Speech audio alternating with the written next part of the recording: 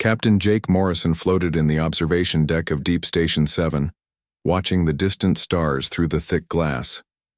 The station orbited far beyond Pluto, at the very edge of human space. Most people thought his job was boring. 3 years of monitoring empty space, listening for signals that never came. Jake didn't mind the quiet. After 20 years in the military, peace felt good. The alarm changed everything. Jake pushed off from the window and glided toward the control room. The station's artificial gravity was kept low to save power, so everyone moved in slow, careful steps. Sergeant Tony Brooks was already at his station, headphones pressed tight against his ears. His face looked worried. "What do you have, Tony?" Jake asked. "Something weird, Captain." "Really weird." Tony's fingers danced over his controls. "I'm picking up a signal from way out there. Grid section 47 Alpha. That's past the edge of our maps." Jake felt his stomach tighten. Nothing should be transmitting from that far out. Human ships didn't go that deep into space. The nearest colony was 6 months away by the fastest ship they had. "Could be equipment failure," Jake said, but he didn't believe it. Tony was the best communications officer in the fleet. If he said there was a signal, there was a signal. "No, sir. This is real, and it's not random noise. There's a pattern here, like language, but not any language I know." Tony pulled off his headphones. "You need to hear this." The sound that came through the speakers made Jake's skin crawl. It was high and musical, like whale song mixed with violin strings. But underneath the beauty, there was something desperate, something afraid. "How long has this been going on?" Jake asked. "Started about 10 minutes ago. Signal strength is weak, but it's getting stronger. Whatever's sending this is moving toward us." Jake thought about that.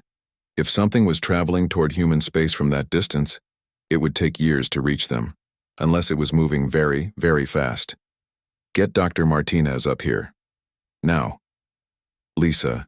Martinez arrived 15 minutes later, still wearing her sleep clothes. She was the station's only expert on alien languages, though she had never actually heard one before. No human had. Earth had been sending radio signals into space for over 400 years and had never gotten an answer. Lisa put on the headphones and listened. Her eyes went wide. "This is incredible," she whispered. "There are multiple languages here, layered on top of each other, like a bunch of different people all talking at once, but somehow it still makes sense." "Can you understand any of it?" Jake asked. "Give me time. The patterns are complex, but there are mathematical structures I can work with. Some of these sounds repeat in ways that suggest counting or measurements." Lisa worked for 6 hours straight. Jake brought her coffee and food, but she barely noticed. She filled 3 computer screens with symbols and wave patterns. Sometimes she would make excited noises. Other times she would erase everything and start over. Finally, she leaned back in her chair and rubbed her eyes. "I've got pieces of it," she said. "It's a distress call. Multiple species working together to send one message. They're calling themselves the Kithara Collective." "What kind of distress?" Jake asked, though he already feared the answer. "They're under attack. Something called the Void Hunters. From what I can understand, these hunters move from system to system, destroying everything they find. The Kithara have lost 12 worlds in the past 6 months." Jake felt cold. 12 worlds? How many people live on 12 worlds? Billions, probably. Maybe more. Lisa's voice was quiet. "But that's not the worst part. According to this message, the hunters are heading in our direction. At their current speed, they'll reach human colonial space in about 18 months. Tony had been listening from his station. "There's more coming through," he said. "The signal is much stronger now." The new transmission was clearer. Even without translation, Jake could hear the fear in it. These weren't sounds of anger or defiance. They were the sounds of people who knew they were going to die. Lisa worked faster now, her fingers flying over the keyboard. "They're on their last world, a place called Sanctuary Prime. The hunters have found them. They have maybe days before." She stopped. "Oh God." "What?" "They're talking about children. They've hidden their children in deep caves, but they don't think it will work. The hunters always find everyone. The transmission changed again. This time it was quieter, more controlled. Lisa translated as it came through. If any civilization receives this message, we are the last of the Cathara collective. Our people once filled 47 star systems. We were explorers and artists. We built cities that floated in the clouds and grew food in the light of distant suns. We never made war. We never had enemies. Lisa paused as the signal crackled. The Void Hunters came from beyond the galactic rim. They consume worlds like fire consumes wood. Nothing stops them. Nothing slows them down. Every species they have faced has fallen within months. We lasted 6 because we ran and hid, but running only delays the end. Jake found himself holding his breath. We broadcast this message in 17 languages, hoping someone, somewhere, might hear us. If you are a peaceful people, flee. Get as far from the galactic core as you can and hide. If you are warriors, remember us. Remember that the Kithara tried to warn you. The transmission included coordinates. Jake looked at the star charts and felt his blood turn to ice. If the hunters were moving toward human space at the speed Lisa calculated, they would reach the outer colonies in less than 2 years. Send everything to Earth Command, Jake ordered. Full priority all channels, and Tony? Yes, sir. Tell them to wake up every general, every admiral, and every politician they can find. Tell them we just found out we're not alone in the universe. Jake looked back at the stars, but they didn't seem peaceful anymore. And we're about to have company.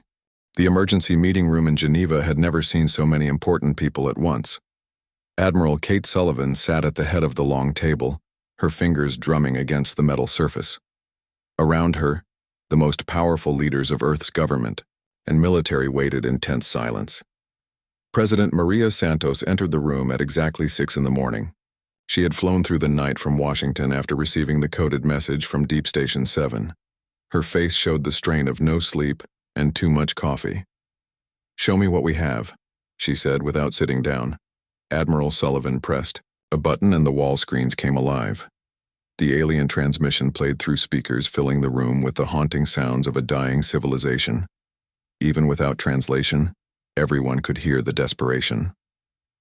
This came from the Andromeda sector, Sullivan said. 18 hours ago. Our linguist has translated most of it. The species calling themselves the Cathara Collective is under attack by something called the Void Hunters. General Rick Hayes leaned forward.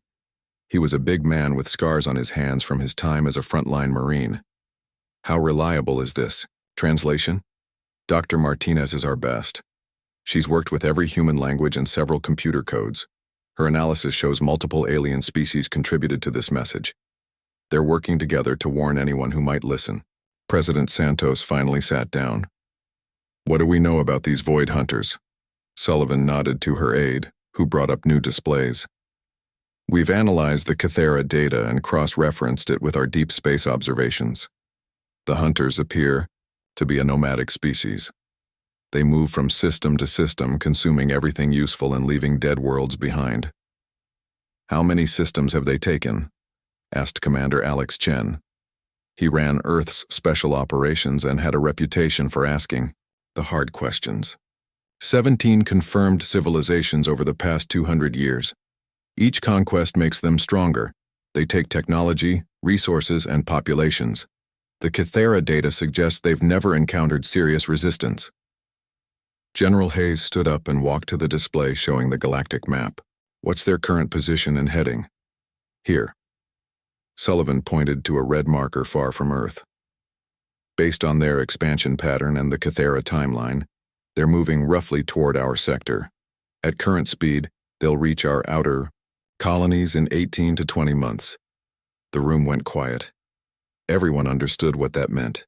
Earth had 43 colony worlds and over 12 billion people spread across human space. If these hunters were as dangerous as the aliens claimed, humanity was looking at possible extinction.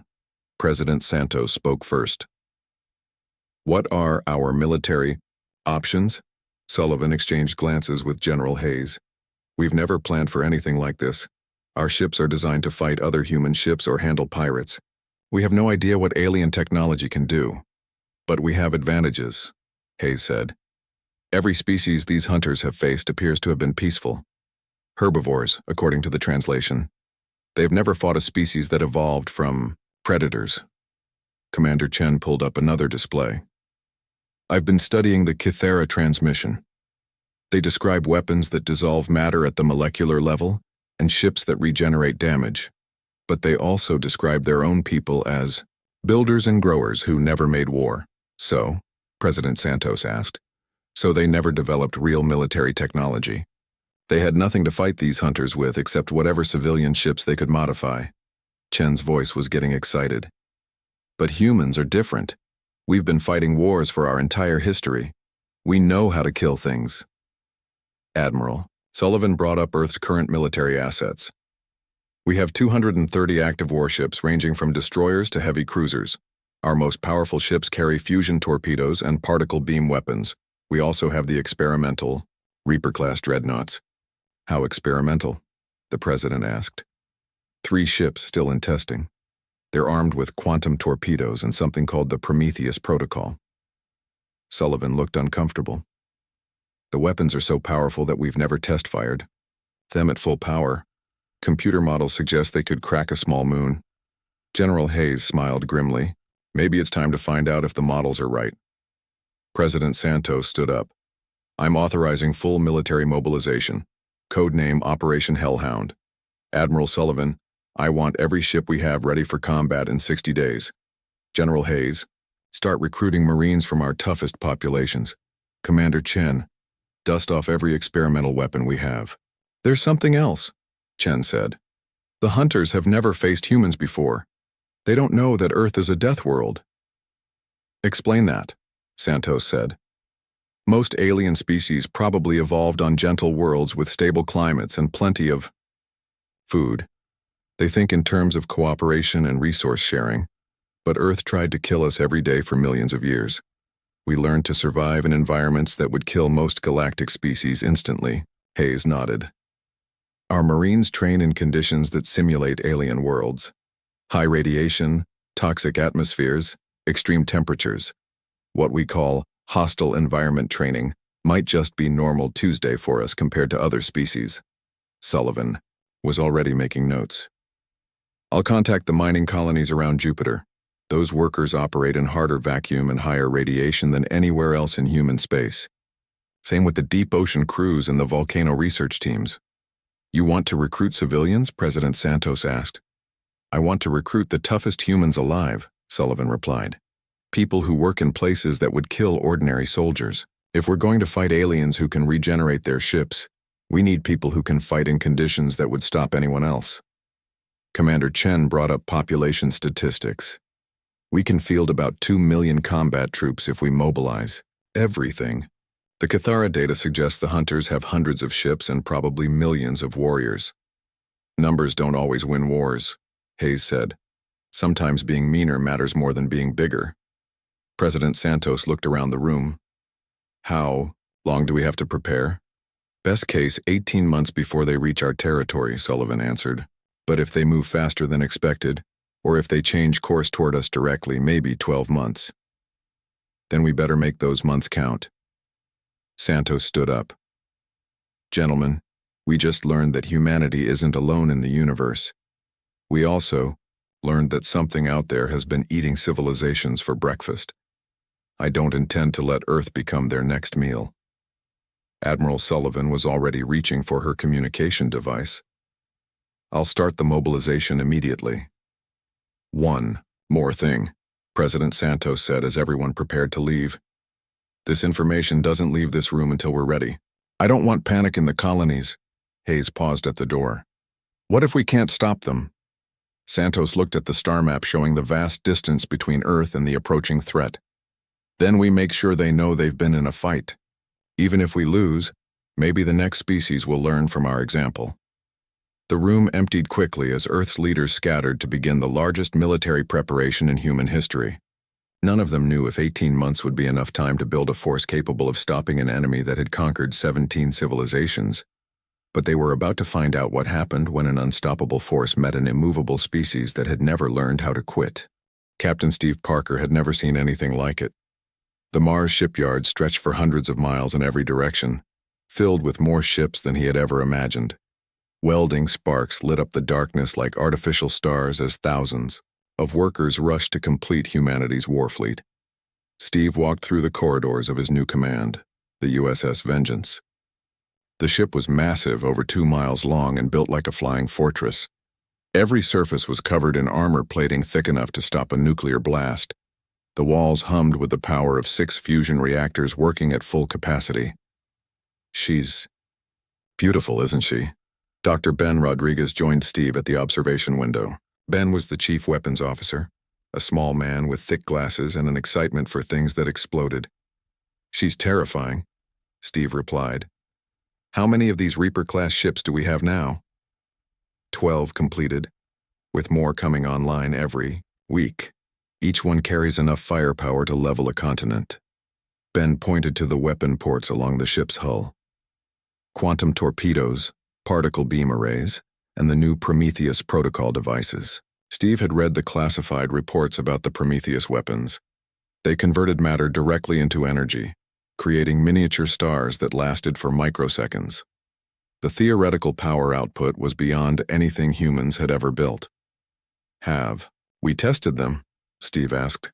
Computer simulations only. Command is afraid to test fire them near anything important.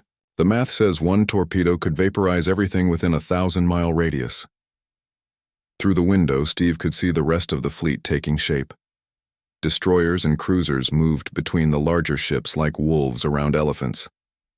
Fighter craft swarmed in organized patterns, their pilots training for battles unlike anything in human history. Colonel Amy Foster was training her Marines on the lower decks. Steve could hear the sound of combat exercises echoing through the ship's corridors. Amy commanded the 1st Deathworld Division, 50,000 of the toughest humans ever assembled. Steve found Amy in Training Bay 7, watching her Marines practice boarding actions. These weren't ordinary soldiers. They came from the mining colonies around Jupiter where the radiation would kill an unprotected human in minutes. Others had worked in the deep ocean trenches of Europa, where the pressure could crush submarines. Some had spent years on the volcanic research stations near Mercury, where the surface temperature could melt lead. How are they adapting to ship combat? Steve asked. Amy grinned. Like fish to water. These people are used to working in environments that would kill most soldiers instantly. Fighting inside an enemy ship seems easy compared to repairing a fusion reactor in hard vacuum. One of the Marines was demonstrating the new combat suits. The armor was thick and bulky, designed to function in any environment the human body might encounter. It could operate in the vacuum of space, underwater, in toxic atmospheres, or at temperatures that would boil blood. The suits are rated for combat inside alien ships, Amy explained. We don't know what kind of atmosphere these void hunters breathe, so we designed the armor to work anywhere. Lieutenant Sam Turner's fighter squadron was practicing attack runs outside the shipyard. Steve watched through the tactical displays as 200 small craft moved in perfect formation. Each fighter was built like a miniature fortress, with armor and weapons that would have been impossible to fit on such small ships just 10 years ago. The fighters were designed to survive atmospheric entry at combat speeds. Their pilots came from the most dangerous jobs humanity offered: test pilots, asteroid miners, and deep space rescue teams. These were people who were comfortable with the idea that their next mission might kill them. Admiral Sullivan wants to see you on the command deck, a young officer informed Steve. Steve found the Admiral studying intelligence reports from the outer monitoring stations. The news was not good.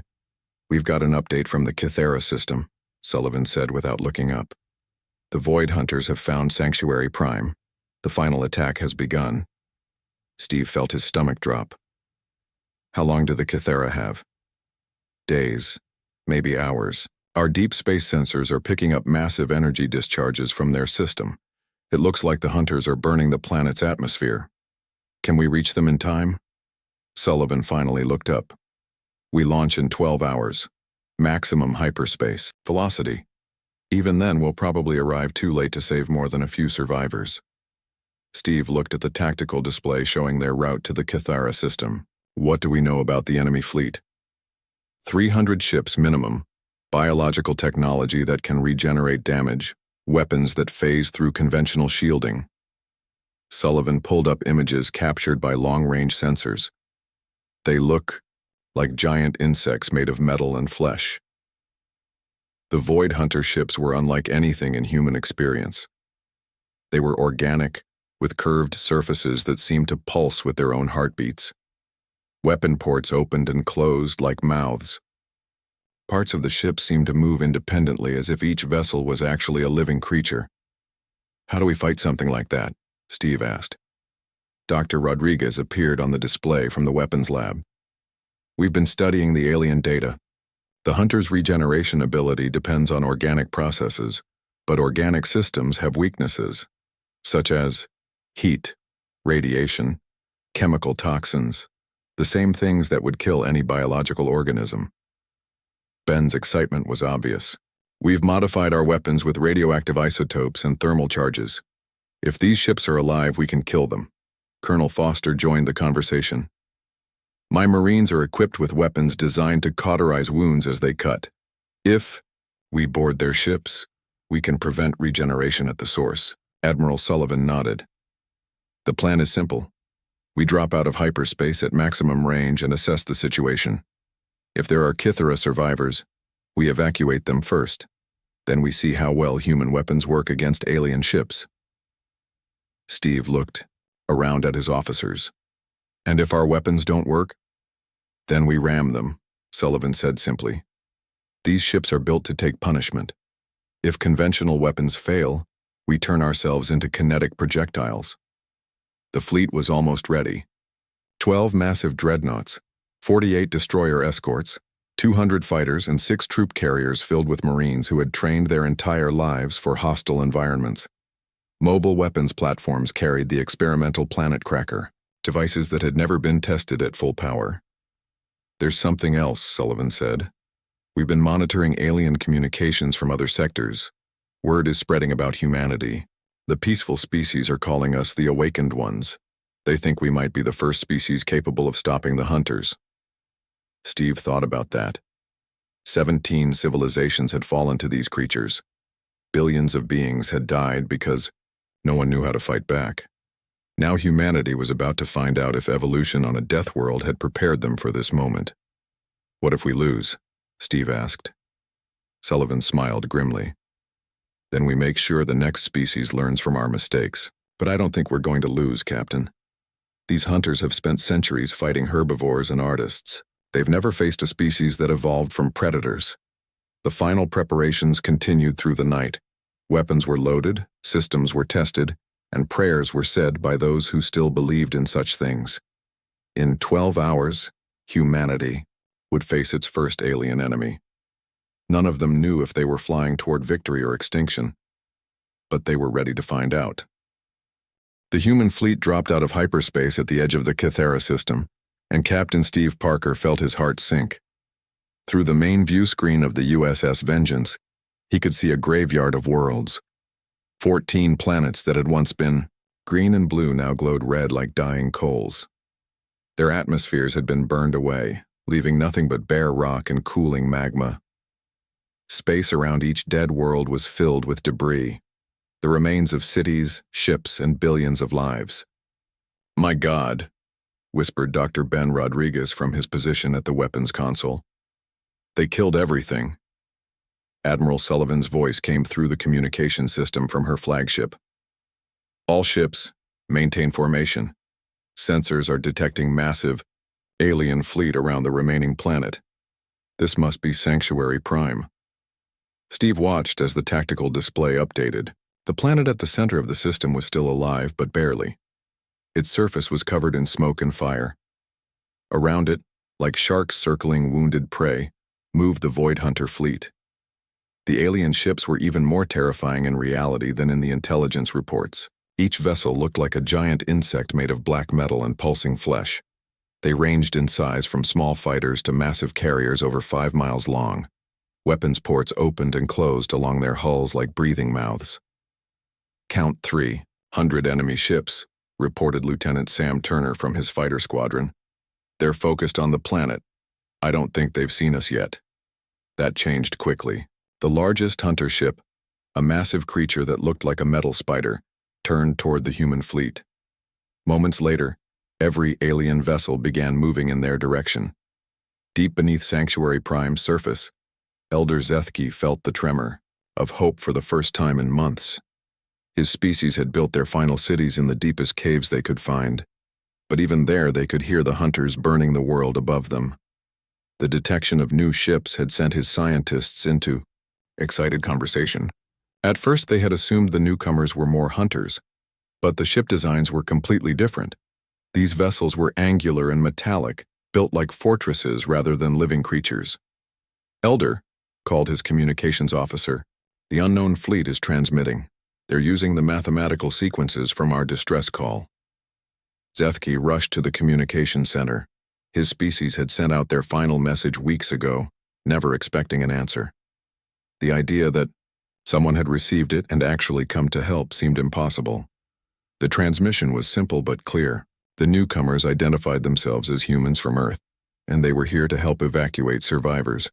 Zethki's translator worked frantically to convert the alien language into something his people could understand. "Tell them," Zethki said, his voice shaking. "Tell them to flee while they can. The hunters have never been defeated. Their small force cannot." He stopped speaking as his sensors provided more detailed scans of the human fleet. The ships were enormous. Each of the largest vessels carried more firepower than the entire Cathera defense force had ever possessed. These humans had not come to run. They had come to fight. High above, in the command center of the lead hunter bioship, Hive Queen Vashitar studied the approaching human fleet with mild interest. In 2 centuries of conquest, she had seen this pattern many times. Another species would detect their approach and send a small force to interfere. It always ended the same way. The newcomers would fire their primitive weapons, realize they were outmatched, and either flee or surrender. Those who fled were hunted down later. Those who surrendered became food for the growing hunter fleet. "How many ships?" she asked her tactical coordinator. 260, my queen. Smaller than our force, but larger than most species attempt. Vashitar made a sound that might have been laughter. "Dispatch 50 ships to eliminate them quickly. I want this finished before they can transmit warnings to their homeworld." The hunter attack force moved toward the humans like a swarm of metallic locusts. Their bioships accelerated smoothly, weapons charging with energy that made space itself. "Ripple, here they come," Admiral Sullivan announced to the fleet. "All ships combat formation. Fighters prepare to engage." Steve watched as the alien ships approached. They moved unlike anything he had ever seen, flowing through space as if they were swimming rather than flying. Weapon ports along their hulls began to glow with sickly green light. "Firing solution locked," Dr. Rodriguez reported. "Quantum torpedoes armed and ready." "Wait for my command," Steve said. He wanted to see what the alien weapons could do before revealing humanity's capabilities. The hunters opened fire first. Beams of green energy lanced toward the human fleet, and Steve braced for impact. The energy passed harmlessly through the USS Vengeance's shields without causing any damage. "Their weapons aren't working," Rodriguez said, confusion clear in his voice. "They're phase weapons," explained Colonel Amy Foster from the Marine deck. "Designed to pass through conventional matter and disrupt biological systems. But our ships are built differently." Steve smiled grimly. The hunters had spent centuries fighting organic technology and biological ships. Human vessels were constructed from dense metals and powered by fusion reactors. The alien weapons simply had nothing. "To affect all ships," Admiral Sullivan's voice cut through the communication channels. "Demonstrate human firepower. Target the lead enemy vessels." The USS Vengeance fired a single quantum torpedo. The weapon streaked through space as a ball of contained energy, striking the largest hunter ship directly in its center mass. For a moment, nothing seemed to happen. Then the alien vessel simply ceased to exist. The torpedo converted several thousand tons of bioship into pure energy, creating a brief flash that outshone the system's star. The explosion was so complete that no debris remained. The surviving hunter ships stopped their advance. Across their fleet, surprise and confusion spread through their collective consciousness. In 2 centuries of conquest, nothing like this had ever happened. Continue firing, Steve ordered. Show them what Earth thinks of bullies. The human fleet opened up with everything they had. Particle beams sliced through hunter bioships like knives through paper. Conventional missiles, enhanced with radioactive payloads, prevented the aliens' regeneration systems from repairing damage. Fighter craft, built to survive atmospheric re-entry, proved immune to the hunters' phase weapons. In exactly 17 minutes, 50 hunter ships had been reduced to expanding clouds of gas and debris. Not a single human vessel had been damaged. Hive Queen. Vashatar stared at her tactical displays in shock. Half of her attack force had been annihilated by an enemy she had expected to crush in minutes. These humans fought with weapons and tactics she had never encountered. Recall all ships, she ordered. We retreat to assess this threat. My queen, her tactical coordinator protested. We still outnumber them 5-1. Numbers mean nothing if our weapons cannot harm them while theirs destroy us instantly. Vashatar studied the readings from the battle. These creatures are not like the others we have conquered. Send word to the Supreme Hive Mind. We have found something unprecedented. The hunter fleet began withdrawing to the outer system, leaving the humans in control of Sanctuary Prime's orbital space. Across the galaxy, urgent messages began spreading through the Void Hunter collective consciousness. For the first time in their species' history, they had encountered prey that could fight back. Deep beneath the planet's surface, Elder Zethki listened to reports from his sensors with growing amazement. The impossible had happened. Someone had made the hunters retreat. Open communications with the human fleet, he ordered.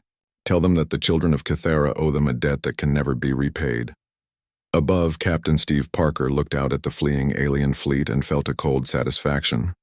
17 civilizations had fallen to these creatures, but their winning streak had just ended. Begin planetary evacuation, he ordered, and send a message to Earth Command. Tell them the hunters bleed just like everything else. 3 days after the first battle, space around Sanctuary Prime filled with new arrivals. But these were not human reinforcements. The Supreme Hive Mind had come personally, bringing with it the entire Void Hunter Armada. Captain Steve Parker watched through the USS Vengeance's viewscreen as over 2,000 bioships emerged from hyperspace. The alien fleet stretched across millions of miles, blotting out the stars with their dark hulls. Each ship pulsed with organic life, weapons ports breathing like mouths waiting to feed. Admiral, Steve called to Sullivan's flagship, we're looking at their entire military force. I see it, Captain. Every hunter ship in the galaxy. Sullivan's voice was calm, but Steve could hear the tension underneath. They've never needed this many ships to conquer a system before.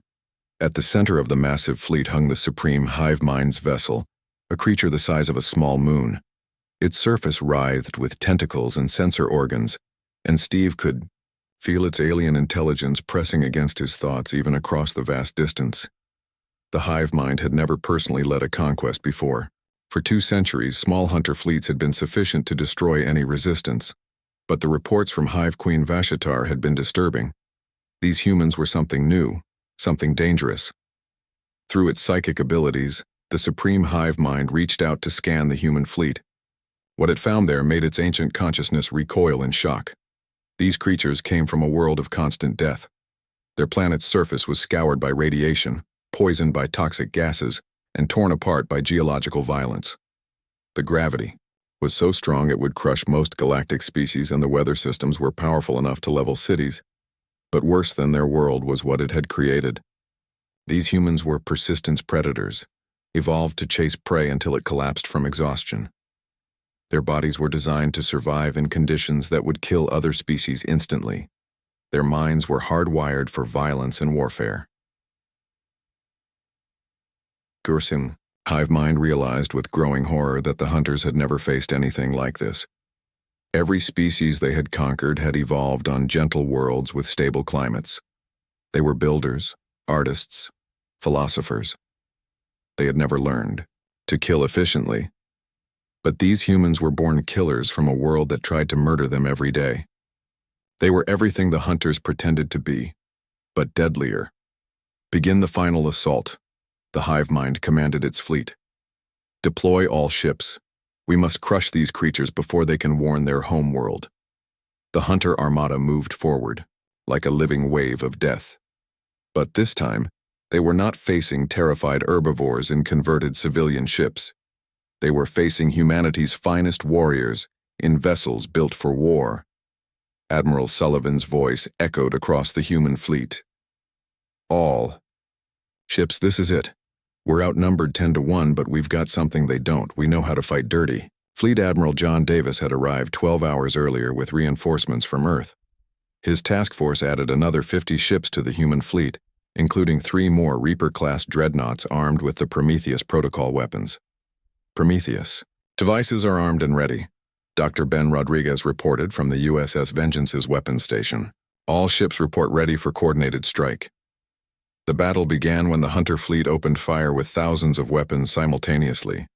Green energy beams filled space like a deadly light show, but most passed harmlessly through the human ships. The few that struck solid matter caused minor damage that was quickly repaired. Then humanity struck back. The Prometheus protocol activated across the human fleet simultaneously.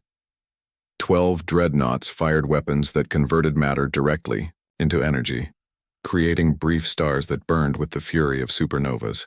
Each blast vaporized hundreds of hunter ships in seconds. 200 enemies destroyed, Rodriguez reported with satisfaction. Prometheus weapons cycling for second shot. But the real nightmare for the hunters began when Colonel Amy Foster's Marines launched their boarding assault. Transport ships carried the 1st Deathworld Division directly into the enemy fleet, and the Marines began cutting their way inside Hunter bioships. The aliens had never faced anything like human boarding parties. The Marines wore armor that functioned in hard vacuum and carried weapons that cauterized wounds to prevent regeneration. They moved through the Hunter ships with the same casual efficiency they had once used to repair fusion reactors in deadly radiation fields.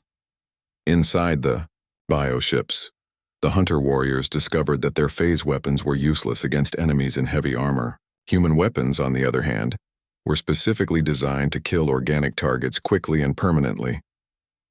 The Hunter ships began dying from the inside out, as human Marines systematically destroyed their vital systems. Regeneration meant nothing. When the Marines used thermal charges to burn away entire sections of ship at the cellular level, Lieutenant Sam Turner's fighter squadrons added to the carnage. The small human craft darted between the massive bioships like angry wasps, too fast and too heavily armored for the Hunter weapons to track effectively. Each fighter carried enough firepower to cripple ships 100 times their size. Enemy fleet is breaking formation, reported the tactical officer. Multiple ships attempting to retreat. But retreat was not an option. Admiral Sullivan had positioned her fleet to cut off all escape routes. The Hunters found themselves trapped in a sphere of human ships, each one capable of destroying dozens of biovessels. The supreme hive mind watched its armada die with something approaching panic. In less than 2 hours, humanity had destroyed over half of the Hunter fleet. The creatures that had terrorized the galaxy for centuries were being systematically exterminated by beings they had underestimated. Through its psychic abilities, the hive mind tried to understand what had gone wrong. The answer came in flashes of human memory and emotion. These creatures had evolved on a world so hostile that survival required constant warfare. They had spent millions of years learning to kill everything that threatened them. The Hunters were parasites who fed on the weak, but humans were apex predators who had climbed to the top of their food chain by being more dangerous than anything else on their planet. All ships retreat, the hive mind commanded. Immediate withdrawal to the galactic rim. My lord, Hive Queen, Vashatar protested, we still have numerical advantage. Numbers mean nothing against these creatures, the hive mind replied. They are more adapted to warfare than we are. Every battle makes them stronger while we grow weaker. The surviving Hunter ships began fleeing toward the edge of the galaxy, abandoning 2 centuries of conquest in their desperation to escape. Behind them, the human fleet maintained pursuit, destroying any vessel that fell behind. Captain Steve Parker watched the alien retreat with grim satisfaction. Send a message to all Hunter ships. Tell them that if they ever threaten another peaceful species, humanity will find them. Deep beneath Sanctuary Prime, Elder Zethki led his people to the surface for the first time in months. Above them, the sky was clear of hunter ships. Instead, human vessels moved in protective formations, ensuring the evacuation proceeded safely. "How can we repay this debt?" Zethki asked when he met with Admiral Sullivan. "Help us find other species. The hunters have threatened," Sullivan replied. "And spread the word that the age of easy conquest is over." Across the galaxy, the news spread quickly through quantum communication networks. The peaceful species whispered the story in amazement. Somewhere in the distant spiral arm, evolution had produced something unprecedented, a species so dangerous that the monsters themselves had nightmares about them. The Void Hunters fled beyond the galactic rim, carrying warnings about the Terran devils to any species that would listen. Their reign of terror had ended not with diplomacy or surrender, but with the simple realization that they had finally met something more dangerous than themselves. On Earth, Captain Jake Morrison still monitored the deep space communication arrays. But now, instead of silence, his equipment picked up dozens of alien transmissions every day. All of them carried the same message in hundreds of different languages. The humans have awakened. The galaxy is no longer safe for predators. Humanity had taken its first step onto the galactic stage, and the universe would never be the same.